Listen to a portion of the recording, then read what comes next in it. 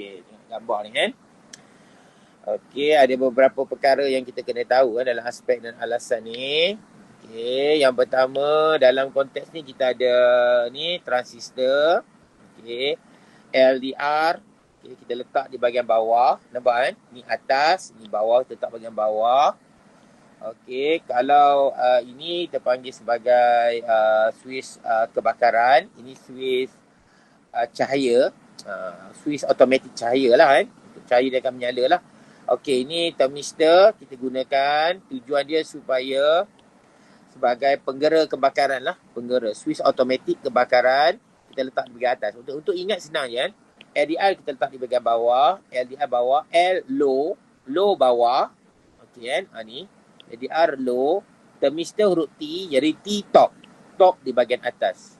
Maksudnya kalau kita letak dalam keadaan macam ni, waktu malam lampu akan menyala. Itu cara normal. Waktu malam lampu akan menyala. Kalau kamu terbalik, apa jadi?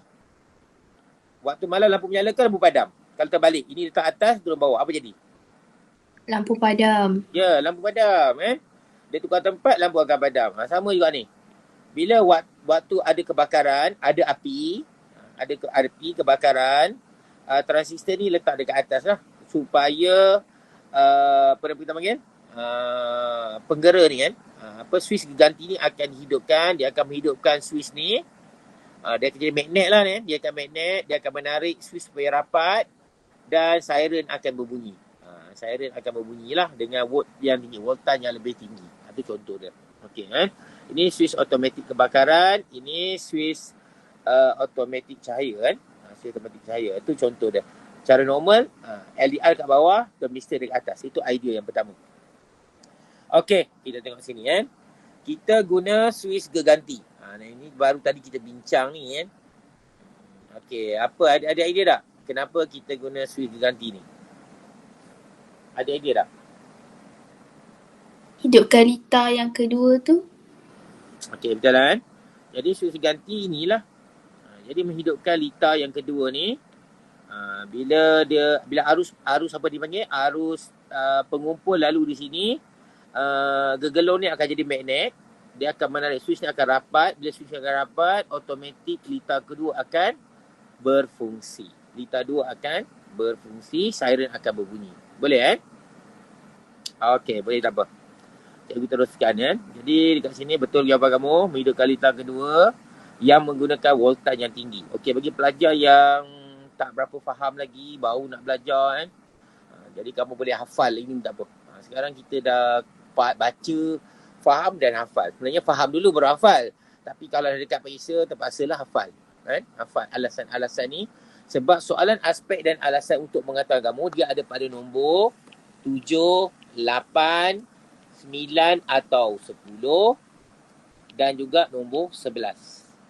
Dan jumlah markah semuanya, aspek dan alasan ni lebih kurang 30 markah. 30 markah kan. Tinggi kan.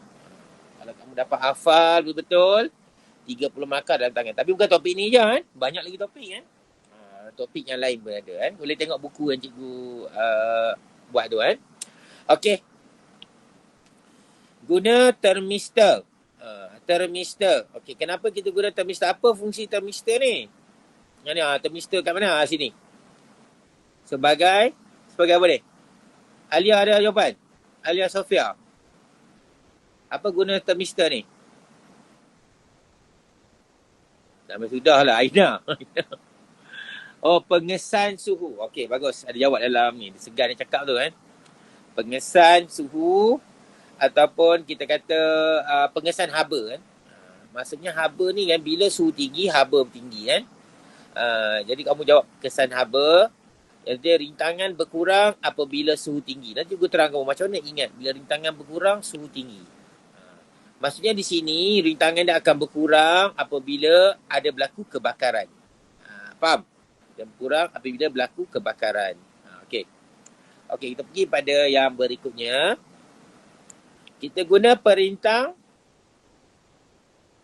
Perintang apa? Ini perintang. Kenapa kita perintang? Perintang ada banyak ni. Dekat sini ada perintang, dekat sini pun ada perintang. Apa fungsi sebenarnya perintang ni? Menghadkan arus. Okey, dia ada dua fungsi perintah. Satu, menghadkan arus. Dalam konteks ni, yang ni sebagai menghadkan arus. Tapi apakah arus yang lalu kat sini? Arus tapak kan? Jadi, dia menghadkan arus tapak. Ini menghadkan arus tapak. Ini pun menghadkan arus tapak. Tapi di sini dia bukan untuk menghadkan arus. Fungsi dia adalah sebagai, siapa boleh jawab? Beza keupayaan.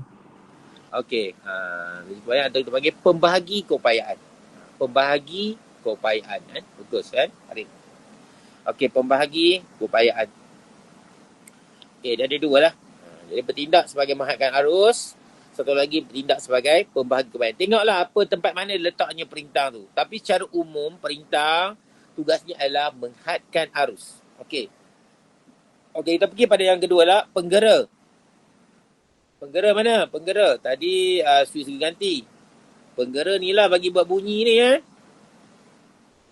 Ni. Penggera. Jadi penggera keluarkan bunyi. Jadi apa fungsi penggera ni? Dapat menghasilkan bunyi, boleh tak? Menghasilkan bunyi boleh. Tapi kamu kena sebutlah cara saintifik. Menukarkan isyarat elektrik kepada gelombang bunyi. Kalau kamu jawab lah. Ataupun menghasilkan bunyi apabila arus pengumpul yang tinggi. Itu pun boleh. Boleh faham, arus pengumpul yang tinggi. Menghasilkan bunyi apabila arus yang tinggi. Okey. Kita guna pula LDR. Okey, siapa nak cuba ni? Okey, Alia. Apa Alia? LDR, PPC. Apa fungsi LDR dengan PPC ni? Tadi cikgu tanya kamu thermistor, sekarang LDR pula. LDR yang ni lah. Okey, mengesan cahaya. Betul. Dia mengesan cahaya ataupun kamu boleh kata sama, kan? Bila rintangan, dia akan menunjukkan rintangan rendah apabila cahaya terang. Apabila terdapat cahaya. Ini apabila terdapat, apa kita panggil? Terdapat api, adanya haba yang tinggi, maka rintangan rendah. Macam cara ingat ni? Bila ada rintangan rendah. Bila ada cahaya, rintangan rendah. Bila ada api, rintangan rendah. Itu cara ingat. Bila ada rintangan rendah. Alam nota cikgu ada situ, kan. Bila ada rintangan rendah. Nanti cikgu tunjuk lagi lah. Siapa yang tak faham, kan. Okey, jadi LDR. Kedudukan LDR dekat bawah. Kenapa kita letak LDR kat bawah untuk rajah ni? Kenapa kita letak LDR kat bawah?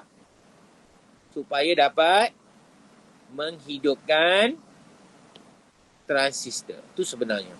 Kita letakkan LDR dapat menghidupkan transistor pada waktu malam. Boleh?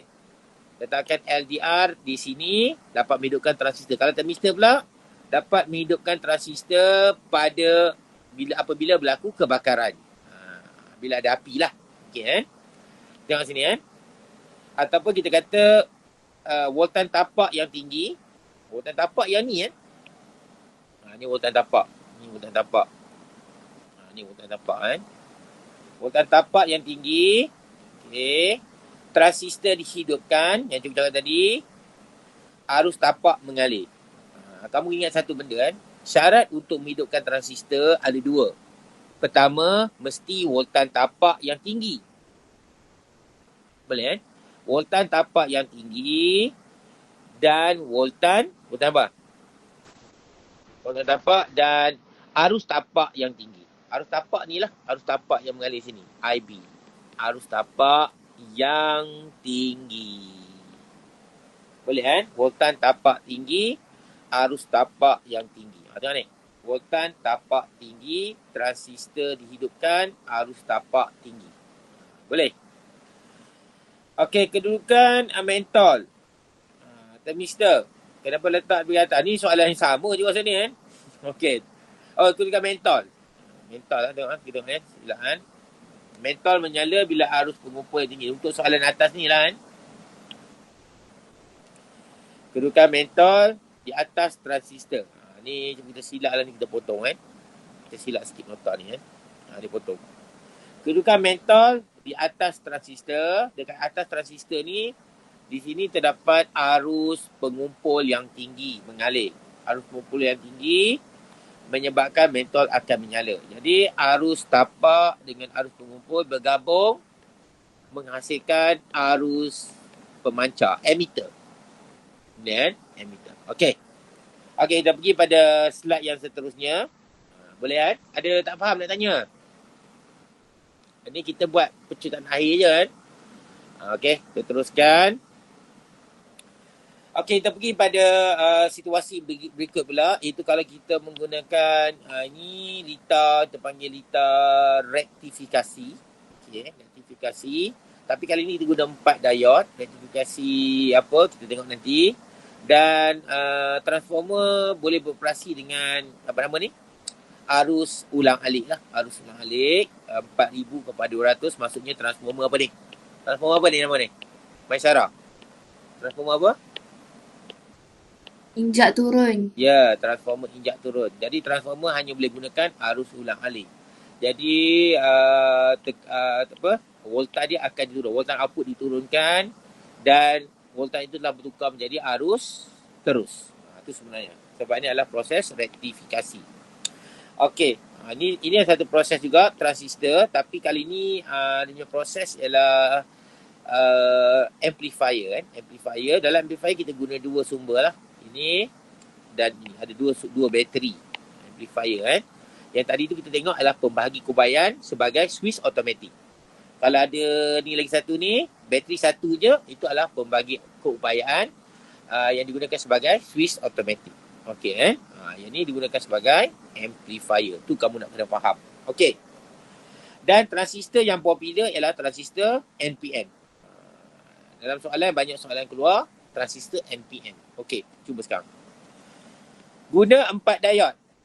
4 diode. Kenapa kita nak guna 4 diode ni? Yang ni. 4 diode. Apa kita nak? Siapa nak cuba ni? Kita guna 4 diode kerana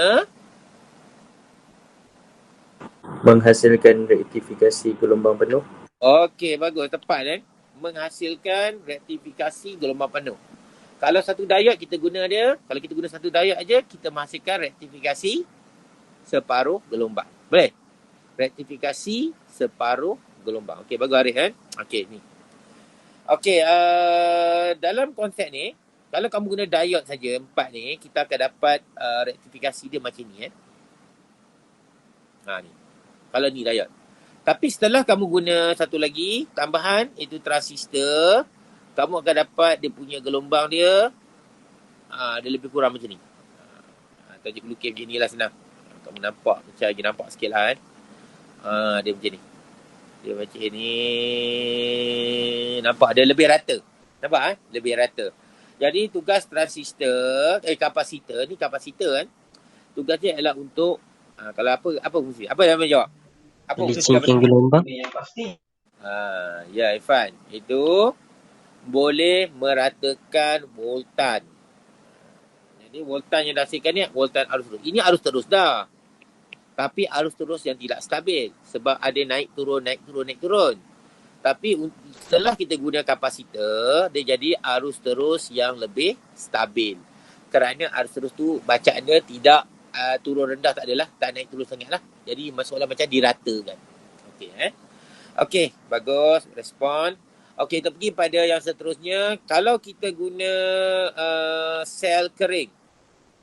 Sel kering ni banyak lah. Dalam bita lah. Berapa sel kering ni lah banyak. Biasanya ni soalan umum je.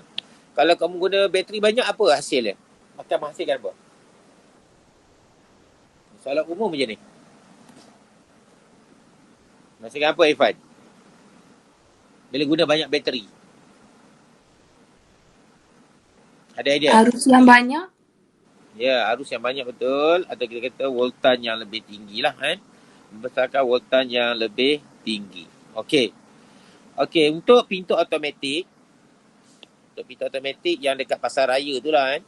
Dia kata pintu tu mestilah mempunyai jisim yang kecil. Apa alasan dia? Senang je ni. Umum je. Pintu automatik dekat pasar raya tu. Tak berat sangat lah. Jisim dia rendah. Kenapa? Dapat apa dia Irfan? Irfan ni.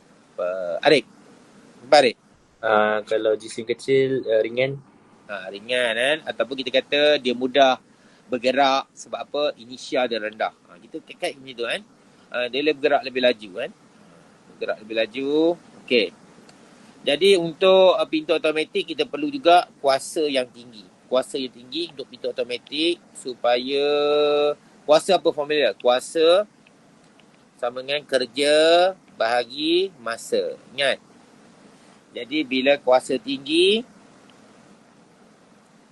kerja tinggi. Kerja tinggi.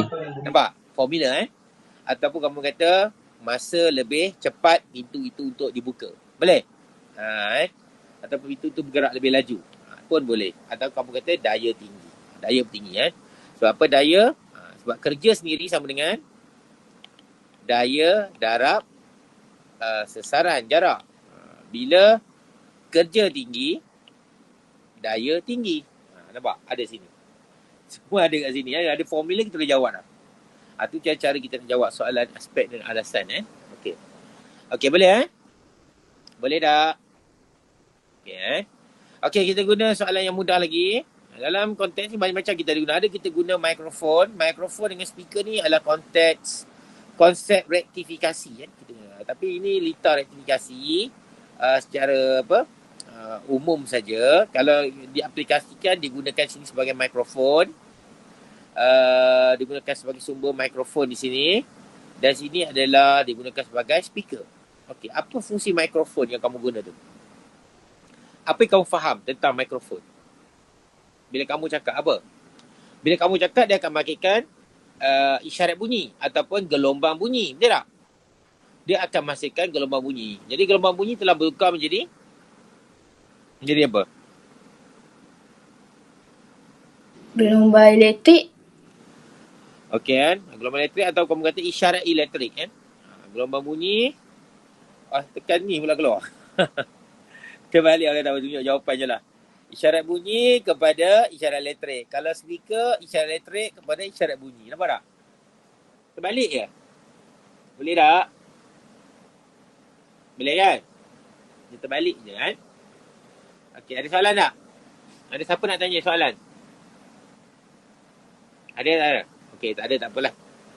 Okey, kalau tak ada, cikgu terus kepada next. Next Okey, ni dululah Q&A nanti kita akan bincang. Tengok dulu. Okey, cikgu dah cover